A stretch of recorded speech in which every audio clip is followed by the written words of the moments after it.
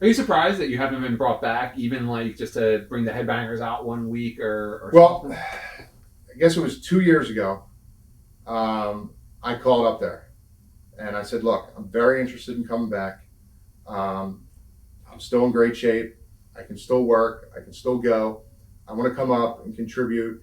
You know, I had a whole storyline that I threw up to them before I even did anything or went anywhere. I said, here's a whole storyline of either, here's the one for if you want to bring Chaz back, if you don't want to bring Mosh back, or if you want to bring Mosh back, here's something like an angle to bring him back." And I had like two or three things that were like, this is great. That's when Tommy Dreamer was doing talent relations. And Tommy's like, it's great. He goes, how far are you from Jacksonville? I said, it's a 4-hour drive. He goes, come to Jacksonville. We want to talk to you. We want to get you in the ring, have a dark match, do a couple interviews, take some pictures, say hi to everybody. We're really interested. We want you to come back. Great. I go up to Jacksonville. I sit down with Johnny Ace. I sit down with Dean Malenko, Taker, sit down with Vince. I mean, everybody. And everyone's like, you know what? It's going to be, we need guys like you in the locker room. We have a lot of young guys around here. You can help with the younger guys. You've been here. We know who you are. You don't get in trouble. You keep your nose, blah, blah, blah. All the smoke, unbelievable amounts of smoke up my ass. I'm like, this is awesome.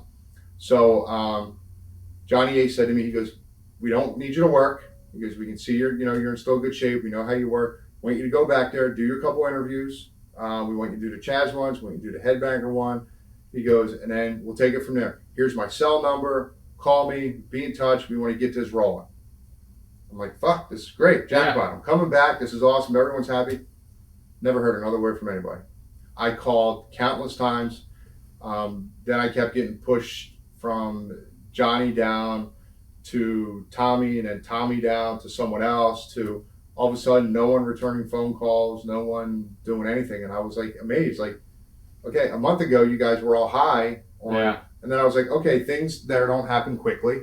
You know, what else could have happened? So now I'm asking, okay, did I do something wrong? What happened? And then all of a sudden nothing happened. Then probably about a year later, they called and they're like, okay, you know, we're going to be down in Florida, you know, we're still interested, blah, blah, blah. The day I was supposed to go down, they were down in Miami. The day I was supposed to go, they called me and they're like, yeah, never mind, we're not interested. And I was just like, Wow. okay. I was like, whatever. Like, when they called me the second time to come back down there in Miami, I didn't have the high hopes. Yeah. But the Jacksonville thing was really, really dick, because that was, you know, come up, you know, I got a hotel room. Again, hotel room's not a big deal and all that stuff. My time's not a big deal. They paid me the whopping $250 to come up there. It was all the smoke that got blown. Like, what was the point? You could have just said, Chaz, it's good to see you. Here's $250, or no, we're not interested. Yeah. Or, you know, it was just all bullshit. And I just didn't understand that part of it. I was a little bitter about that. I was a little bitter about how I left, about what they did, how they just left me hanging there. It was almost like they left me hanging there when I left, just so I could have no career when I was done. Yeah. And then when they did that, it just got me real bitter. Wow. Is it true that you got into a professional kickball team or something like that? Something like kickball? It's not professional, but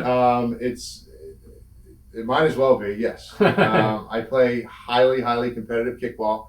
I am in a nationally ranked team. My team is ranked third in the country right now. Could be second now.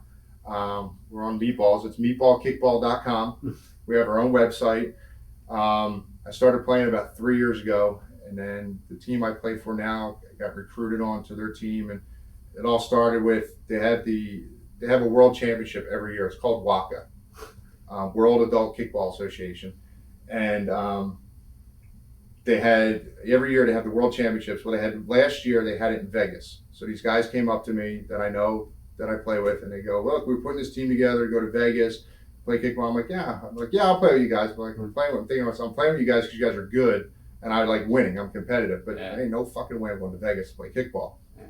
I was in Vegas last year playing kickball, and 64 teams were out there, and you have to win your division. You have to basically be invited out there by winning your division. Yeah. And the division I play in Fort Lauderdale is arguably the first or second toughest division in all the United States. 4 teams out of that division were in Vegas last year, and my team we lost in the finals. So we came in second in the World Championships last year. Wow. So, yeah, it's very competitive, and it's awesome. I love it. That's great. How did you get into Box of Moonlight? Cornette. we were down in Smoky. Cornette took us outside, and he goes, you're going to get the booking schedule over the next month. He goes, I don't really have anything for you guys. There's really nobody for you to work. You know what happened with the gangsters and all that stuff, blah, blah, blah. And we're like, great. He goes, I had this movie deal. These guys are coming down. They're filming a movie. He goes, I'm going to get you guys in the movie, and they're going to pay you. He goes, and you're going to get paid more than if you wrestled the whole month. So he goes, I'm making up for it then. He goes, so we're like, okay, great. So he was the one who got us the gig. They came, and it was in Knoxville. We did a regular match against Buddy Landell, but in all the gimmick that they wanted us in for the concept of the movie, we did like a 6-minute match, and they took bits and pieces of it and put it in throughout the movie. Huh. Did you see The Wrestler, by the way? No, I have not seen it. Oh, you haven't seen it? I have not seen it. Okay. Do you still foresee yourself either wrestling WWE, TNA, Japan, or have you kind of moved on from wrestling?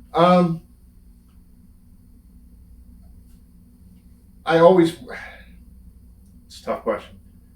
Could I see myself going back? Absolutely. WWE at this point, do I see going back there? At this point, this business, you never say never. Yeah. But at this point, I say WWE, no. Only because I think if they wanted me back, by the contacts I've made and them calling me, they would have had me back by now. TNA, I say no, only for the reason is that I've gone there 3 or 4 times. I've sat down with Jeff, and Vince was there, and Cornette. I've sat down with everybody. It seems like they're only taking guys, and again, this is off the cuff, they're only taking guys that are fresh off WWF TV. Mm. I've been off TV too long for them to want to use, which is fine. Japan is still some sort of an option. I've always wanted to go to Japan. That's the one place I've always wanted to go that I've never gone to wrestle. Yeah. I would love to go to Japan. Here's where I'm at right now. I miss being in the ring. I don't miss being gone so much. When I was gone so much before, the 250 days a year, I didn't mind it. I was single. Yeah. That part would be tough for me now because I'm married and I have a 5-year-old son who is very active. He plays tennis, golf, baseball. He does karate, and he's involved in everything. And I can remember, I saw Billy Gunn a couple weeks ago, and I said to Kip, I said now it brings a whole new meaning to when I would walk in the locker room. He'd be sitting there like this. I'd be like, "What's wrong with you?" He's like, "Oh, Austin hit his first home run today, and I'm in fucking Montreal." I said, "That means something to me now. Now that I didn't appreciate it then or understand it, but I don't want to miss that stuff. But at the same time, I'd love to be back in the ring full time. I would love to. So who knows what the future holds? But if anybody's out there looking to book me,